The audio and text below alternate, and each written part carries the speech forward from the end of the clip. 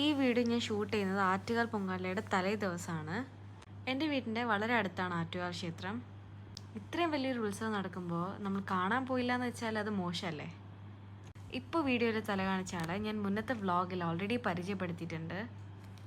ഞാനും നവറിനും എവിടെയെങ്കിലും പോകാൻ പ്ലാൻ ചെയ്യുകയാണെങ്കിൽ നമ്മൾ രണ്ടുപേരും രണ്ട് ഡിഫറെൻറ്റ് ടൈപ്പ് ഓഫ് ഡ്രസ്സായിരിക്കും ഇടുക. ഇപ്രാവശ്യം നമ്മൾ സെയിം ആയിരുന്നു. പിന്നെ ഉണ്ടല്ലോ, ഇതാണ് നവറിൻ്റെ ആൻറ്റി. ഉത്സവത്തിന് പോകാമെന്ന് പറയുമ്പോൾ തന്നെ നമ്മുടെ ഗേൾസിൻ്റെ മൈൻഡിൽ വരുന്നത് മൊത്തം ആക്സസറീസ് തന്നെയായിരിക്കും. ഇഷ്ടപ്പെട്ട കുറച്ചൊക്കെ മേടിച്ചിട്ട് നമ്മൾ വീണ്ടും നടന്നു. ക്ഷേത്രത്തിൻ്റെ ചുറ്റും നല്ല നല്ല ലൈറ്റൊക്കെ ഇട്ടിട്ടുണ്ടായിരുന്നു. പിന്നെ നല്ല തിരക്കുമായിരുന്നു.